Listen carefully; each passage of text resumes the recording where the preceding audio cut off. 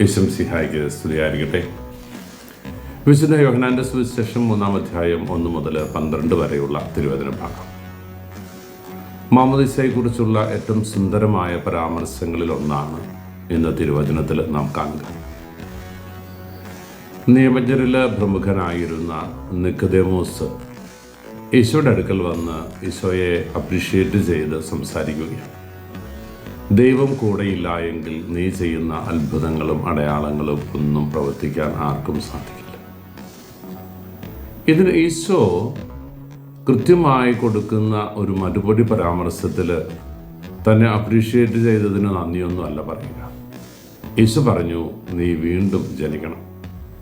വീണ്ടും ജനിക്കുന്നവന് മാത്രമാണ് സ്വർഗരാജ്യം. ഈ വീണ്ടും ജനിക്കലിനെ കുറിച്ച് താത്വിക പഠനമൊക്കെ നടത്തിയ മനുഷ്യൻ ചോദിക്കുന്ന ചില മണ്ടൻ പരാമർശങ്ങൾ ഒരുപക്ഷെ ഇന്ന് നമുക്കങ്ങനെ തോന്നാമെങ്കിൽ അന്നത് മണ്ടത്തരമായിരുന്നിരിക്കില്ല. വീണ്ടും ജനിക്കണം എന്ന് ഈശോ പറഞ്ഞപ്പോൾ അതിനെ വാക്കുകളുടെ അർത്ഥം ആ തലത്തിൽ തന്നെ എടുത്തുകൊണ്ട് നിക്കോദേമോസിൻ്റെ മറുപടി ചോദ്യം, പ്രായമായ മനുഷ്യന് ഇതെങ്ങനെ സാധിക്കും? അമ്മയുടെ ഉദരത്തിൽ അവന് വീണ്ടും പ്രവേശിച്ച് ജനിക്കാൻ സാധിക്കും? ഈശോ പറഞ്ഞു, ആത്മാവിലും സത്യത്തിലുമാണ് ഈ ജനനം നടക്കേണ്ടത്. ഓരോ ക്രിസ്തു ശിഷ്യൻ അവൻ ഭൗതികമായിട്ട് ശാരീരികമായിട്ട് ഒരു ജനനം അവൻ്റെ മാതാവിൻ്റെ ഉദരത്തിൽ നിന്ന് പുറത്തു വരുന്നതോടെ സംഭവിക്കുന്നുണ്ട്. എന്നാലൊരു ക്രിസ്ത്യാനിക്ക് അത് പോരാ. അവൻ ആത്മാവിലും ജലത്താലും വീണ്ടും ജനിക്കണം.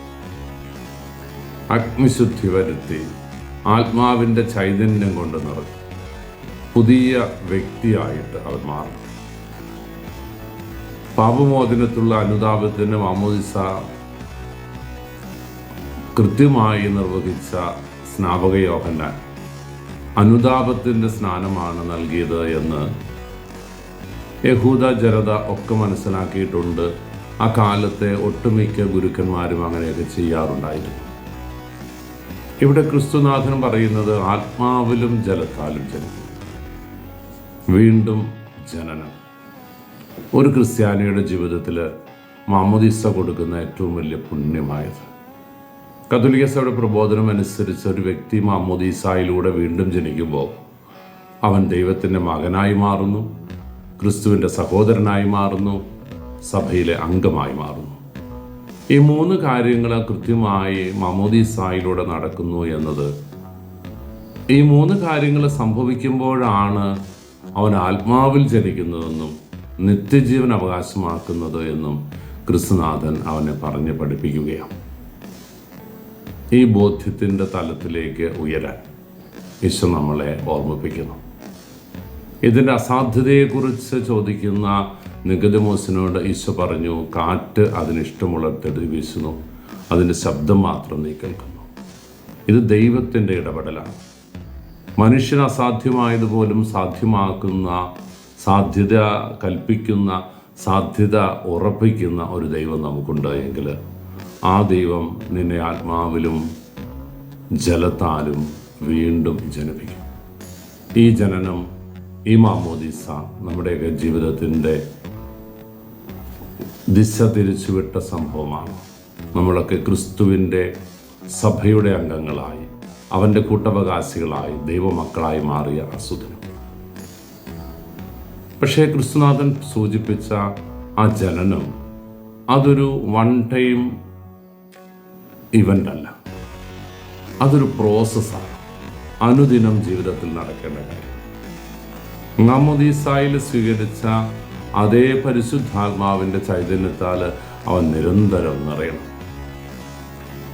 ഈ വീണ്ടും ജനനം എന്നത് ഒരു ദിവസം കൊണ്ട് തീരുന്നതല്ല, അതവൻ്റെ ജീവിതത്തിൽ നിത്യം നടക്കേണ്ട സംഭവമാണ്.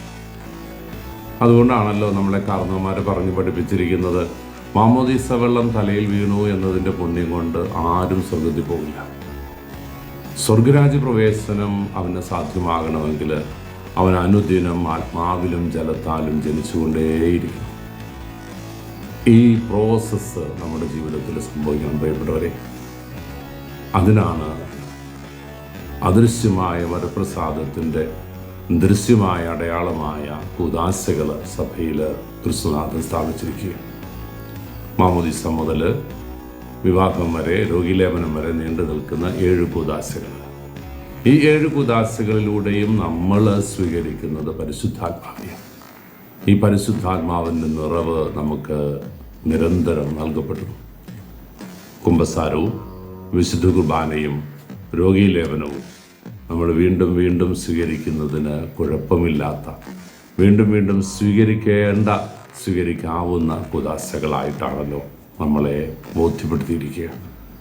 അതുകൊണ്ട് തന്നെ കുമ്പസാരം എന്ന പുണ്യം, രോഗീലേപനം രോഗാവസ്ഥയിൽ സ്വീകരിക്കുന്ന കൂദാശയായതുകൊണ്ട് അത് രോഗാവസ്ഥയിലുള്ളവരെ മാത്രം ബാധിക്കുന്ന പ്രശ്നമാണ്. എന്നാൽ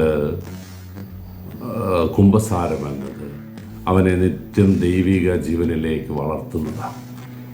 ഈശോയുടെ വിരുന്നായ ദിവ്യകാരുണ്യത്തിലേക്ക് അവനെ അടുപ്പിക്കുന്ന കൂദാശയാണ്. ആ വിരുന്നിന് അവന് യോഗ്യത കൊടുക്കുന്ന കൂദാശയാണ്.